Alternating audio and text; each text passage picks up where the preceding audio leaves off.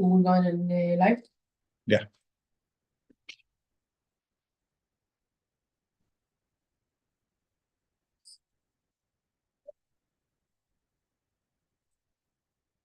So, do you have a good week, Rabbi?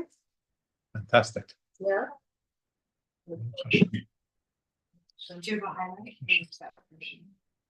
Sia Shavua.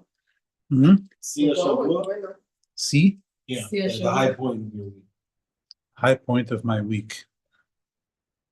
What are we at now? Today is Tuesday? Wednesday. I don't remember what this week. Today's Wednesday. Had a great class last night, the JLI class. It was good. On Sunday. Something happened on Sunday. I don't remember what. Fantastic week, can't remember. Right. Baruch Hashem. Okay, we're on page 104, top of the page. We already did a few more lines. We're going to go back a little bit just for continuity.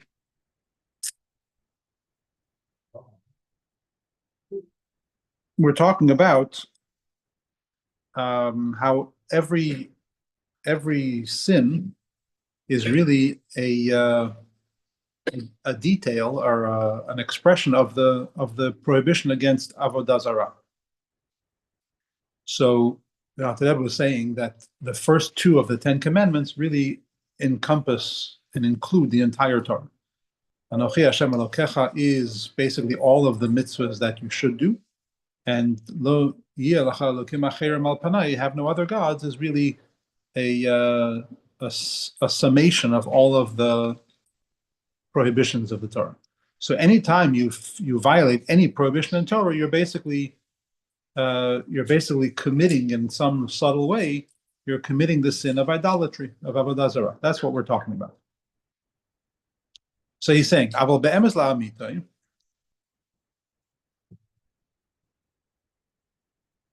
Talking about why the sota, a woman who's being promiscuous, and the Torah describes it as a sota, meaning the Gemara says nobody ever sins unless nichnas ba ruach shtut. They're overcome with a spirit of craziness, of foolishness, of folly, and that's even with regard to this particular person.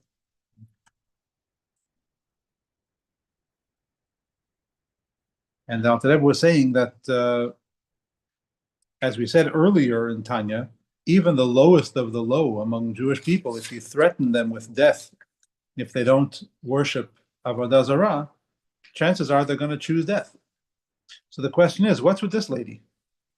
She, being Kalisha Bekalim, the lowest of the low, she would give her life to not worship avodah zarah, but she sins in all kinds of other ways. It's because the faith that she has is buried so deeply that it only reaches till the chokhmah of the nefesh, so it gets clouded when it gets anywhere farther from the core statement of faith. That's where we were going with this. So he's saying, Avol be'emes la'amita, but in truth, afilu aveda kala, even the most minor sin, hadei ha'oivra, the person who violates that sin, is violating Hashem's will, and therefore that person is completely separated from the oneness of Hashem. More than the unholiness itself and other gods, avodah zarah. The person sinning is farther from God than the avodah zarah itself, than klipa itself. And also lower than anything that comes from klipa in this world. Shehem behemas hatmeis, like non-kosher animals, v'chayis v'oifos, tmeim v'shkatzim nemoshim, creepy crawly things. Ukemaimer, like the Talmud says, yitush kodmecha, a gnat or a mosquito came before you. The Gemara says that when a person gets too arrogant, you tell the person, even the mosquito was created before you. You're not that special. Humans were created last. But it doesn't just mean in chronology. It also means on the level. The Yitush is on a higher level than you. Than a person that is sin? Than a person who is sinning. No. Be very careful with the language. Not a person that sinned. Okay. A person that is sinning. So in the action of the sin. Yeah. Now he's going to explain why. Pirush, this means the af yetush shemachnis ve'enoi moitzi. The reason the Gemara uses the analogy of the mosquito, of the yetush, is because if a yetush means a mosquito, I'm not sure. It's a Yeah. I know in modern Hebrew, and I'm not sure what, but it's fine. It's because the yetush symbolizes an extreme in the lowliness of klipa, which is machnis ve'eno motzi. A yetush is a kind of creature that takes in, sucks blood, and never puts anything out. Nothing comes out of a mosquito. There's no waste. It just eats and eats and eats and then dies. Machnis ve'eno motzi means I take and I give nothing, is like the lowest kind of unholiness. No one needs you for anything. That could give you itchy. Yeah. That's why it might not be a mosquito. Anyway, shehi klipa hayoser tachtoina. The machnes ve'enim moitzi is the lowest kind of klipa, or the choyka bebechinas kedusha mashpas betachas harichuk, and is far from holiness, which does give betachas harichuk in the farthest possible distance. Even the yitush koidemes liisha choyte is higher than the person who is sinning. In this chain of the distance that Hashem's energy travels, or Hashem's life force to you travels to get you, and certainly then all the other unkosher animals, even bad beasts, in other words, dangerous animals. Shekulam ena mishan tafkidam. Even an animal that's extremely dangerous is dangerous because that's what it was created to do. Enan mishan and tafkidam. They don't change their original instruction. They do what God created them to do. And whatever Hashem instructs them to do, they do. Even though they don't hear God's instruction, they do it. They do it because that's how they behave. And like it says in Torah, the fear of man should be upon all the animals of the land. In other words, all animals are supposed to fear the human. The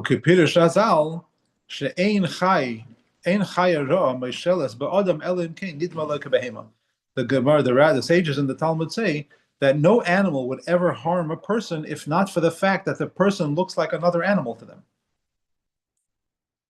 But holy people, who the image of God, were created in the image of Hashem. If the image of Hashem never goes away from your face, if you're a tzaddik, then kol chayis rois is kafyon kamayim. Then all of the bad animals bow before you. Like it says in the Zohar, in the Zohar's explanation for the story of Daniel when he was thrown into the lion's den. Essentially, what the Zohar, if you want to paraphrase, what the Zohar is saying there is that when the lions didn't kill Daniel, it wasn't a miracle. When a lion does kill a person, that's an aberration. Aberration. Oh God, that's messed up, because animals are supposed to fear humans, and when they don't, that's weird, and you have to explain it. And the explanation is the animal looks at this particular human and doesn't see anything special. Nidma lo kebehema.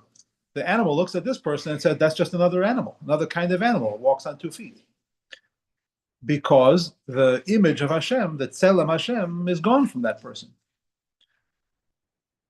But when the tzelem Elokim is not gone from that person, it stays there because the person doesn't ever violate Hashem's will, then the animal is afraid of the person, as is its nature. So the natural thing is for the animal to be afraid of the person. When the animal is not afraid of the person, that's the exception to the rule, even though it's more common. It's only more common because there aren't that many tzaddikim in the world. V'im kain, if this is all true, then the then someone who sins and transgresses the will of Hashem, even if it's a minor aspect of the will of Hashem, b'sha'as ma'aseh, at the moment, during the act of the sin, ubetachlis harichot mikdusha ha'elyona shehi yechuda yisavach yisparach. You are as far as you can possibly be from the holiness from above, which is the oneness of Hashem.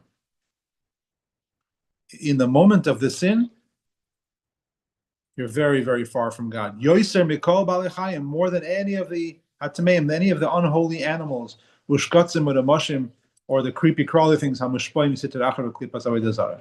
come from the sitra achra and lower than the klipa of avodah zarah. In other words, because we have free choice, because we can choose whether to obey Hashem or not, and when we don't obey Hashem, we're doing the one thing that no other creature in creation does, which is we're violating Hashem's will. Violating Hashem's will means that He is not the only authority in my life. He's not the only authority in my life means it's an act of rebellion against Hashem. Act of rebellion against Hashem is essentially avodah zarah, but it's worse than avodah zarah because even the avodah zarah itself doesn't violate Hashem's will. Even the unholiness itself is unholy because God made it that way.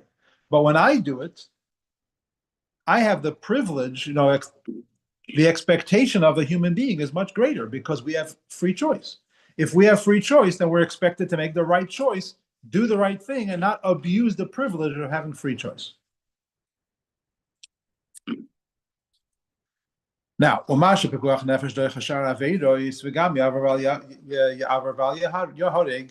about the fact that we know that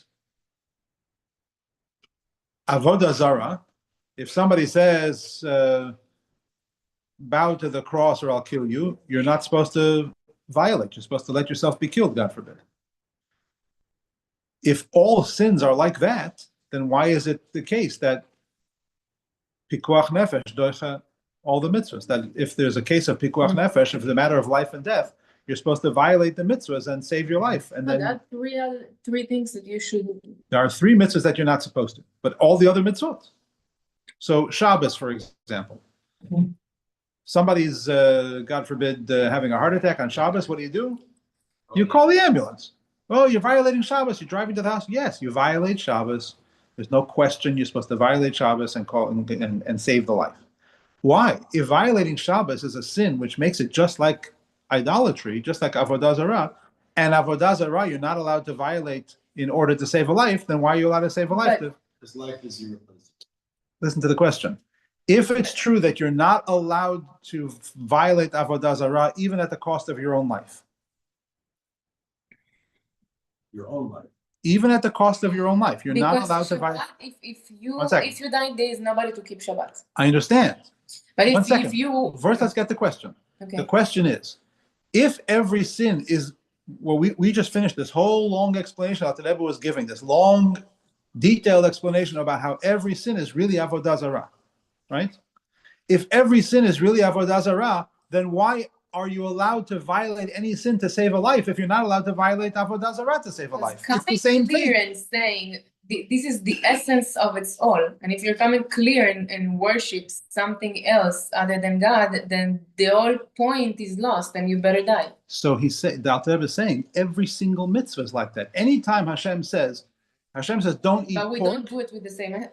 That's the Alter Rebbe's question. If we're saying that don't eat pork is just like don't bow to the cross, if we're saying that in what level is it don't the same? wear It's the woolen- same because it was forbidden in the same first thing. you're trying to answer the question. I'm trying to ask the question. Let's first ask the question. No, but you asked. Okay, so we're asking. We're trying to get the question straight. He's gonna have a very interesting answer. A lot of it is a lot of. Okay, the whole thing is keeping the question. There is no point in answering. No, the answer is coming up, but Okay. I want to first understand the question. One of the things that teachers try to teach us in yeshiva is how to enjoy a question without needing an answer. The answer will come. First, enjoy the question. Appreciate the question. because there's a lot to learn from the question also, not just finding. the answer before the question. How do you Yes. enjoy the question? Is it thinking about all the possibilities? Yeah. Okay, I like that. It helps you appreciate the depth of what you're studying. What is that? That's it, right? That's part of it, yeah. Oh, I love That's part of it. It's also culturally, we just ask questions. Yes. You know, why do Jews answer questions with questions? I don't know, why do they answer questions with questions? Why not? Why not? That's right. Okay, so, yeah, If you give up your life, if you accept anything else but God or Avodah Zarah, then you're already giving up your life. So it wouldn't be a sin, right? it is a sin, but But then it wouldn't, you're saying it's like a game over sin. yeah. No, because you could do tshuva. You always do tshuva. I read something interesting this week, and I don't know if it's in the same line as this, but it was someone appreciating another, always saying, let's find out when the kid asked a question.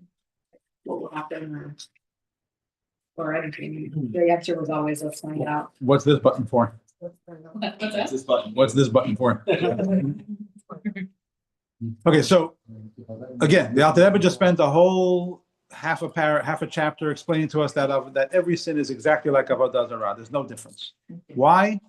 Because every single sin is denying the oneness of Hashem, right?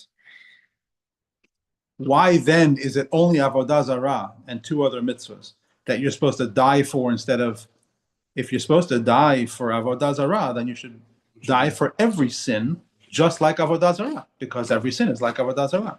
The other two sins are adultery and murder. You die for those? What? Yes. But the point is, if every sin is essentially idolatry, then you should be willing to die for all of the sins, even the smallest one. Like you were saying, even the most minor sin is just like Avodah Zarah. Well, then even the most minor sin you should be willing to die for. And yet the Torah says you shouldn't. It was done like few thousand years ago. What was 1,000 years ago? Humanity would be done, Yeah. would be finished. Oh, then we wouldn't be here anymore. Yeah. Okay, so he says, the answer is, I knew that the answer is, Kipirush Razal, like the sages say, Amra Torah, Esti, this is what you were saying, Halal, Allah, Shabbos Echad, Kadesh Yishma Shabbos is harbor. The Torah itself says, violate one Shabbos, because then you'll be able to fulfill many Shabboses, right? It's not because Shabbos is a lesser important mitzvah. It's because if you violate the Shabbos, you'll be able to fulfill many more Shabboses in the future. It's an investment. Right. Or, to put it in different words, Exactly. it's you're violating Shabbos for Shabbos' sake. Yeah. If you violate this Shabbos, you'll be able to fulfill many more Shabboses in the future. So you're actually doing Shabbos a favor, so to speak, by violating this Shabbos, because you'll be able to fulfill many more Shabboses in the future. You're selling one Shabbos to get many more. You invested. Investing, It's yeah. an investment. Now, in the parentheses, yeah, in a way. Now, in the parentheses, he gets a little rough here. This is a little bit, if this doesn't make your hair stand up on the back of your neck, you're probably not paying attention. He says, Teida, you should know. Shaharei Shabbos, Chamura Ushkula, Kavod Zara, Inyan Shchitas Mumar, V'davar Echad. You should know that if you think that the reason that you can violate Shabbos in order to save a life, even though you're not allowed to violate idolatry to save a life, is because Shabbos is a lesser mitzvah, is on a lower level, he says that's not true. Because if you look in Halacha, Shabbos per se is one of the only other mitzvahs that is on the same level as Avodah Zarah with regards to whether we trust you as a person. For example, if somebody who is an idolater but fulfills all the other mitzvahs properly, it's called mumar ledavar echad. He's a mumar means someone who rebels against Hashem, someone who like converts away is a mumar. So a mumar ledavar echad. He puts on tefillin every day and he keeps Shabbos and he keeps kosher and he wears the longest possible long black coat on the holy day. You know, he's like the holiest of the holy. but he also worships of idols. What? He does avodah zarah. The only sin he does is avodah zarah. And then if he slaughters an animal, the animal is not kosher, even if he does it perfectly. What do they call avodah zarah though? Like if Yeah, like yain esser. no, but Same let's thing. say avodah zarah means he goes and he prays for something He that he worships gives an idol. up. Yeah, He like worships it takes avodah the zarah. worship. Yeah. So like if let's say I have a thing that you put k'torot. It's a good question. Incense. It's a good question. With Only the ask Buddha questions that you and really the- want the answer to. I really do want the answer. I Yeah? actually throw it away because I felt like it's Now not let's right. throw it away. So. You have to, you're not allowed to throw it away. You have to smash it. You have to destroy it. Really. And incense? I mean, Anything it's that is just a idolatrous. thing of a Buddha that you put. None of that, no more hippie stuff. No. So hippie all the way, as long as it's not. I never the looked idolatrous until I stuff. actually saw what I'm There was a doing, guy- and I never put the There was attention. a guy. But There's a guy in the Bay Area. I think he passed away already a while ago. A very well-known story among the Chabad rabbis in Northern California, because this guy he started becoming more observant, and he showed the rabbi he has a collection from back when he used to travel the Far East and whatever. He has a collection of all kinds of little statues that the collection is worth a couple $1 million. He says, "What do I do with it?" He says, "Well, research, find out what it is. If any of these things are actually avodah zarah, you got a problem." Did the research? He says it's all avodah zarah. That's what they all are. They're all the little. did, He took the entire collection and he took a big baseball bat and he destroyed the whole thing because avodah zarah has to be destroyed. Anyway, this is off the subject. Let's finish the paragraph. But incense too? Like, No, That's he's what talking about the Muslims holder are of the saying. incense. Yeah. Except they're wrong and we're right. with a So Yeah, but they are example of like the radical, like, okay. Torah is radical. I don't know if you heard about it. yeah, but Torah then is the if original you radical. give it the attention. If I don't put the meaning, what if somebody takes now tomorrow this bottle and It's a give good it question. meaning? What It's am a I going good to do? question. It's a good question. maybe a question on. It's a good question. Halacha, Rambam talks about it as halacha. There's a lot of halachot about it. It's not simple. That's why I said, don't ask the question unless you really want the answer. Like, what if somebody decides to worship a mountain? Yeah, Worship the sun. I'm going to pray to the we're sun. only going to go in a So now nobody's allowed to use the sun anymore because somebody That's what worshipped they the sun? started. I know. So it's not simple. I think we can't go through all of the halachot of that now, and I don't even know them all. We have to look them up. So- Okay, let's get back into the Tanya. So the Alter Rebbe is saying, don't think that Shabbos, that you violate Shabbos in order to save your life, which you would not do for Avodah Zarah, because Shabbos is a lower mitzvah, a lesser mitzvah. It's not the case. It's actually just like Avodah Zarah when it comes to Mumar L'Davar Echad. Meaning, if somebody is a worshiper, is an idol worshiper, and they do shchita, their food is not kosher, like you said about yain esach. Somebody who doesn't keep Shabbat, somebody who flaunts their violation of Shabbos, the problem of kosher Bishul Yisrael, Pas Yisrael, all these issues of kosher, starting with the law of shchita, you don't trust that person with shchita. Why? Because he doesn't keep Shabbos. What does Shabbos have to do with Avodah Zarah? The answer is Shabbos is on the same level as Avodah Zarah. Not allow Why them to be a witness. Yeah. Why then would you die? Why then would you die to avoid Avodah Zarah, but you would not die to avoid Shabbat, to avoid violating Shabbat? This is the return on investment. That's the question he's asking. So now he continues. That's not the case with adultery.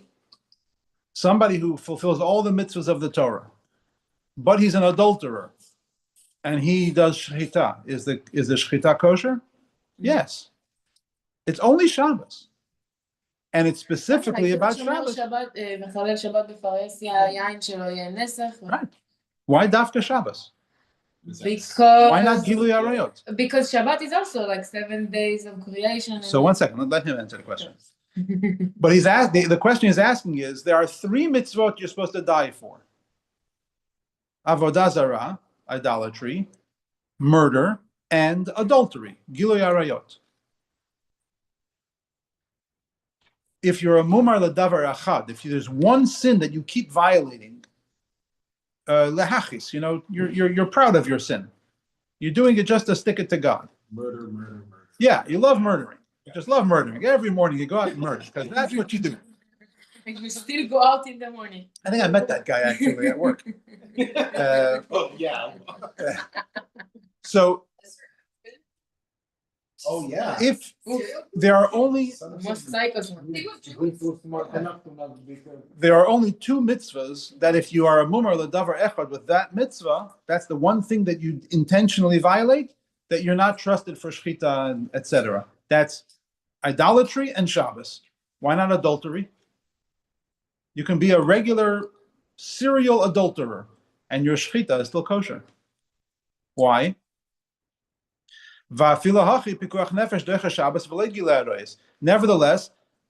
pikuach nefesh overrides Shabbos, but not gili arayot, not adultery.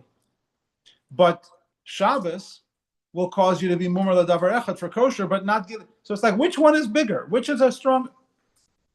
You're saying, on the one hand, when it comes to which you should violate Shabbos for, when it comes to which you should violate in order to save a life, it sounds like Shabbos is much more stringent and Avodah is much more stringent than, I'm sorry. Scratch that, start over again. When it comes to the rule about what you should violate in order to save a life, it sounds like Shabbos is much lower. You're allowed to violate Shabbos. But Gilui Arayot, adultery and idolatry, Avodah Zarah, that's much higher. But then when it comes to the question of Mumar Ledavar Echad, is my shechita, the food that I'm preparing for you kosher, suddenly Shabbos is higher and adultery is lower. So which one is higher and which one is lower? Yes. Depend for what? Well, we still don't. Thank you. You've been going to yeshiva long enough to know the answer is, it depends. Ella de gzeras hakosefu. The answer is, that's what the Torah said. This is one of those things that the Torah established and didn't tell us why. That's what the Torah says. That They call it Pukim? says you can't do a shchita. But it Then what does totally murder makes say sense. you can't do, and what does adultery But say? it does make sense. It makes sense. Nothing. Shabbat, Like a murderer can't be a baker now, and like. Shabbat No, it is doesn't say for that. you. It only says that if you violate Shabbos, if you flaunt the laws of Shabbos, flout the laws of Shabbos, you can't be a shochet. Your shechita is not kosher. No, Unrelated. I think But- Shabbat, If you call your if you keep keeping Shabbat, you keep doing good. Once you do Gilui Arayot, you lower it. כאילו. He's just trying to establish one simple thing. Okay. The Alter Rebbe, all of this stuff about the different kinds of mitzvahs, he's trying to establish one simple thing. Rabotai. He's trying to establish one simple thing. What he's saying is that every mitzvah is actually like Avodah Zarah. And the fact that you can find an exception to the rule because Shabbos is, you would violate the Shabbos in order to save a life. He says that doesn't change the fact. If you look at the details, you'll see that there's a reason why you violate Shabbos. It's because Shabbos benefits from your violating it in order to save a life. And the Torah says, the Torah itself has what's called the Gezerat HaKatuv. It's just a rule out of Torah without an explanation, that the idea that you can violate a mitzvah in order to be able to perform that mitzvah many, many more times in the future is a good, sound, logical answer, but it does not apply to three mitzvahs. And it doesn't tell us why those three. So the fact that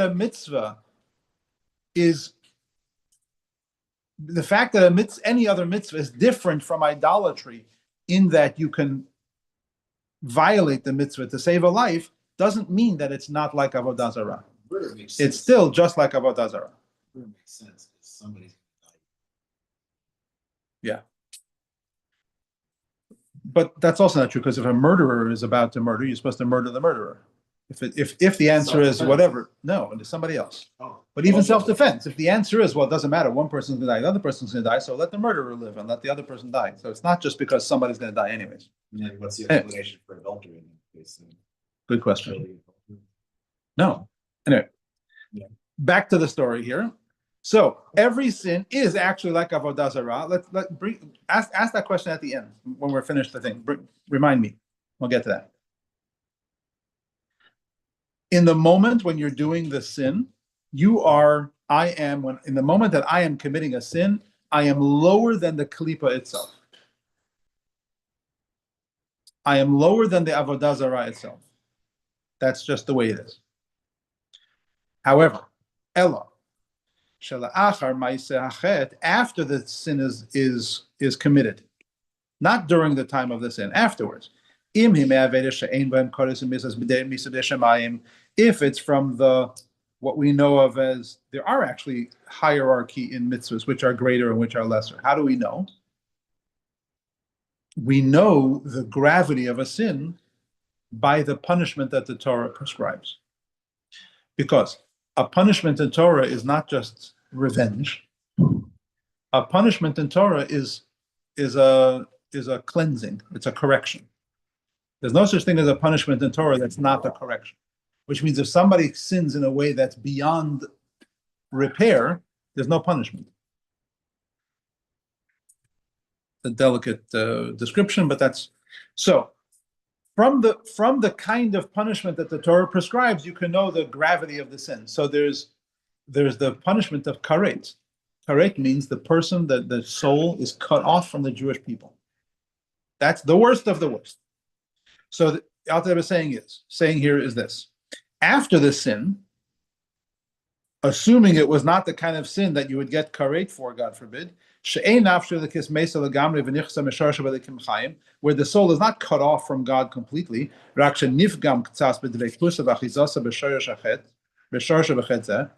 rather it's just that it blemishes the connection and its grasp on its source through this sin. In other words, it loses some of its connection to Hashem. Then that's an exception to the rule that we're talking about. They're not all equal, just like Avodah Zarah. Avodah Zarah is the kind of thing that cuts you off. The other sins are not necessarily. So they're not all exactly equal. There are differences. When we call sin is the ones that are showing up in the Bible. Anything in the Torah, Shulchan Aruch, anything. All of the laws of Judaism. And the Kol Hashem. No, because then you have these people that will tell you if you don't shave your hair after you get married, then there is no space for you in heaven. If you don't, for real, and it's happening, we know it, and they believe it the same way as we believe in Shabbat. So you have to go to a teacher who you trust. And whatever he says becomes this sin and Yeah. If it's a teacher you trust. In other words, it's a teacher who you trust to tell you what God is actually saying, not make up new. I told you the expression. Every Rav is allowed to be a Mekil, but is not allowed to be a Kal. And every Rav is allowed to be a Machmir, but is not allowed to be Chamor. So you have to trust her. You can't just anyway. How are you allowed to be a machmir? You can say you should do it the best way, do it the most strictest way. You can, as long as you're not going over the beyond reasonable, and you're making it impossible for people to observe Torah. Then you're just an idiot. Right? Okay, now in the Haggaha, in the footnote, yeah, you have it there on the side, the little Haggaha on the side. Yeah.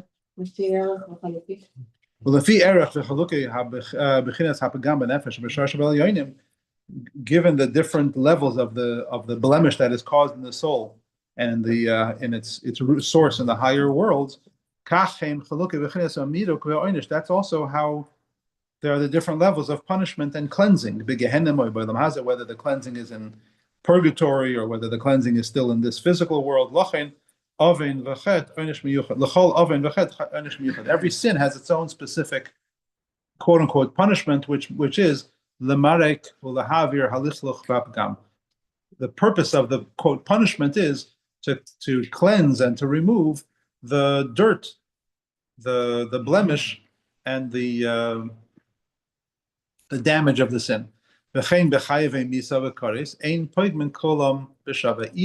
mitzvahs that are severe and do have that kares or death by God's hand, even those they're not all equal. There are different levels and different.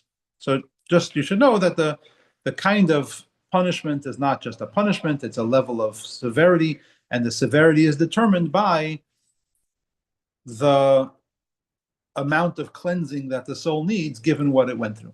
In other words, there are two different things. What happens when you sin is two different things. The first thing is you cause a blemish on the soul, and that has to be cleansed. So there's punishment for that, and punishment is to cleanse the soul from the blemish. But then there's another thing, which is the fact that you violated Hashem's will. And there are no levels. That's what the Alter Rebbe is saying. With the damage that you cause, the spiritual harm that you cause through a particular transgression, there are different levels. Some sins are greater, some sins are lesser. But with regards to the fact that you violated Hashem's will, it's like I like to use the analogy of husband and wife, and the wife always says, "Please don't forget to put the cap back on the toothpaste tube," and the husband leaves it off. And then she asks again, "Please don't forget to put the cap back on the toothpaste." He forgets again and forgets again. Finally, she gets really, "Why do you keep forgetting?" ADHD. Or what's the problem? How big a problem is it that he doesn't put the cap back on the toothpaste? I mean, come on, it's not such a big problem. But in the extremes. But how big is the problem that he is ignoring what's important to his wife? It's not about the cat. It's not about the cap. So there are two things happening at the same time. One is she wants the cap on the toothpaste. And the second thing is he's ignoring what his wife wants, regardless of what it is she's asking or how important what she's asking is. The fact that she's asking it makes it as important as any other request. That's what he's saying. That's what the Alter Rebbe is saying. So when we fulfill a mitzvah, or when we violate, God forbid, one of the prohibitions, we're doing two things when we violate one of the prohibitions. We're committing avodah zarah, which means we're denying the oneness of God. We're violating God's will, regardless of the details. And then there's also the part about if you want to cleanse the blemish that you caused, the harm that you caused, you throw a baseball through a window, the window is broken. So you can apologize, but you also have to fix the window, right? That's what he's saying. So what is the cleansing process? Oh, that's the next chapter. Better don't ask. Better come Better come next week? No, we're going to move past this top topic and go right on to the good stuff. Now, very simply, you mean like in purgatory, hell? So when you murder, what's the cleansing process for murder? So I don't know Voluntary. I don't know the specifics, but in general, the more severe punishment means that when the soul comes back to heaven and it's all filthy, it has a lot of shame over the filth that it brings with it back to heaven. And the more filth, the more shame. And shame is the punishment. So it's like the embarrassment of the soul when it's back in the world of souls, but it smells like it just came from earth. Jewish guilt just got. Yeah, I was just gonna say, is that the same? No, it's not, because one second, you missed a very important aspect of that. But don't they say? No, it's like Hold when on. you. Hold on. If you committed a sin, but you really could not have known better, if you're not perfectly holy because you're living 2,000 years after the destruction of the Beit HaMikdash, and you come back to heaven with some schmutz on your neshama, how embarrassing is that? It's not terribly embarrassing. Like, what did you expect of me? You say to God, we haven't heard from you in 2,000 years. You expected me to be perfect? That's not reasonable. So on the one hand, it sounds very severe. On the other hand, it's a very appropriate way to measure the severity of the sin. How much shame should your soul have over the fact that you committed this sin? It takes into account all mitigating circumstances. It takes into account all the details, all the realities about where you are, who you are, how you are, everything. Okay. How difficult your childhood was, all that, everything. So let's say drug use is a sin, right? No. No. It's not. If you die. Depends what you do. It depends what you do with the drug abuse. Isn't it harming your own body? If you take so much of it that it harms your body, then yeah. Yes. So if somebody has a bad drug addiction, they continue to harm their body. Is it in How's their that way? is it in their control? Ah, To the extent that it's in their control, it's their shame. To the extent that it's not in their control, soul can't have shame about that. But you bring it to a point that is out of your own control. For that, you have the shame. So what is the difference between a soul having the shame and the normal process? Because I thought the normal process, there's levels, it takes. The period, a long levels time. It's are. very difficult. Yeah, that Period. same thing. You're describing the same thing. So, The different levels of shame for the But- different duration, maximum of 12 months. That's the, but that's anybody, that's. Yeah. So shame lasts or 12 not. months? And That's the shame is cleansing not, process. it's not a public shame. It's not like no, everybody. it's personal throw it shame. away. Yeah. It's So- the soul suffering from being unheaven-like. From When it doing the comes wrong back to thing. heaven. It's like a few weeks ago, I was coming out of a parking spot and I scratched somebody. Hey, I ran away. That's Shame embarrassing. And then I felt so bad Yeah. that the next day in the morning, I went back to look for the car and and that is hell, I think. Like that feeling of like, you did the wrong. Right. So if you experience, by the way, if you experience that here, that's why he says, "Begehenim o ba'olam hazeh." If you experience that here, it reduces the sentence in Gehenna. Oh, So great. that's also a good thing. Oh, Yeah. that sounds good. So I'm halfway. Okay, let's try to finish this chapter. Yeah, that's one of the explanations. Yeah. That's one of the explanations for why we're supposed to accept all suffering with love. The Talmud said you should accept suffering with love in life. One of the various explanations is because a little bit of, you stub your toe here, that saves your soul a lot of. Exactly. Okay. Harei gam nafshei achinas habahamis hamelubeshes begufoi v'chein gufoi choizim ve'oilem esitu achar ve'klipa zu. After the sin, the animal soul and the body. I'm sorry, the nefesh hachiyunis habahamis, which is enclosed in the body, and also the body itself, the spirit of the body. After the sin, they're redeemed from the klipa. They're no longer during the moment of the sin. The animal soul and the body are completely absorbed into the klipa. After the sin is over, they come out of that. And they come closer to the holiness of the godly soul, which is enclosed in it. Which believes in one God. Even in the moment of the sin, even while the person was sinning, the godly soul wanted no part of it. But it was in this completely dark and horrible exile in the animal soul and in the body that was engaging in a sin. So when you engage in a sin, you're dragging the godly soul into the sin, kicking and screaming. It wants no part of it, which is good news. That means that there's always a part of you that never wanted to be part of anything wrong that you ever did. In other words, this is the we're about to celebrate Hanukkah. This is the story of Hanukkah. They found the Pach Shemen, the one cruse of oil. That little cruse of oil represents the part of the neshama that never ever gets defiled. There's always a part of you, no matter how bad things get spiritually, there is always a part of you that never wants anything to do with the sin, with the unholiness. That's what we're talking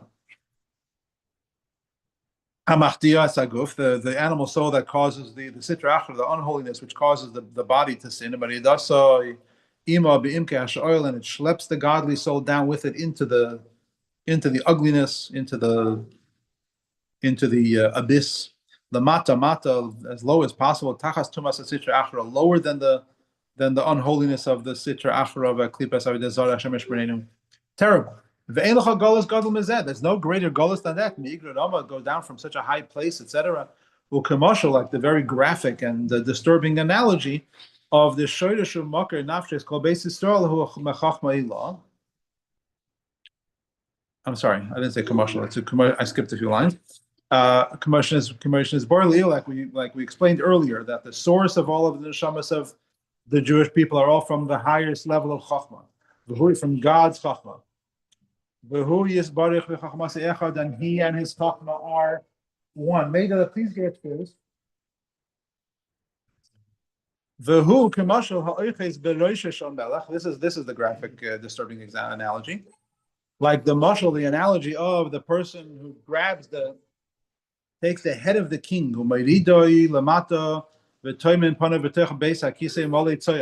takes the head of the king and pushes it down into absolute filth. That's you can't think of anything more horrible and more offensive than that. Even if you're only doing it for a moment. You say, I'm only going to sin for a minute. That's like the dentist said, it's only going to hurt for a minute, right? But if you're saying I'm going to offend the king in this horrible way just for a minute, that's not an excuse. You're offending the king in such a horrible way. Because klipa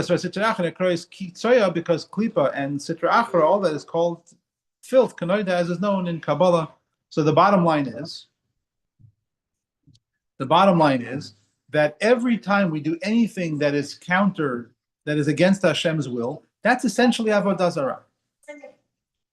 Want me to ask that question? Yeah, one second. Let me finish this thought. So if everything that you do is basically avodah zarah, means that it's a denial of the oneness of Hashem. I love competition.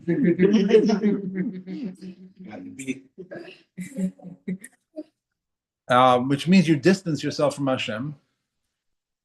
If you're aware of this, and he's going to explain this in chapter 25, when you become aware of this, along with everything he said in chapters 1 through 23, you can finally understand what the Torah meant when it said that every single Jew is capable of loving and fearing God, performing mitzvahs with love and fear, and it's not beyond you. Because once you have the full picture, you can understand what the relationship of Hashem with Hashem really is. Mm. Remember, that's where we were going with this whole conversation, right? So we're getting there. And 25 is going to be chapter 25 is where he wraps it up, the answer to the question of Ki karov elecha davar me'od. It's very near to you in your mouth and your heart to do all the mitzvahs. And then after chapter 25, if you're ever thinking of encouraging somebody to join the Tanya class, chapter 26 is where you want to jump in. Get people to join. Next week we tell them to stay home. Next week, stay home because I'm not going to be here. What? All right, the sun's gone already. In 2025. Bar mitzvah, and then Well, wait, how next week is the bar mitzvah? Isn't next week is preparation for the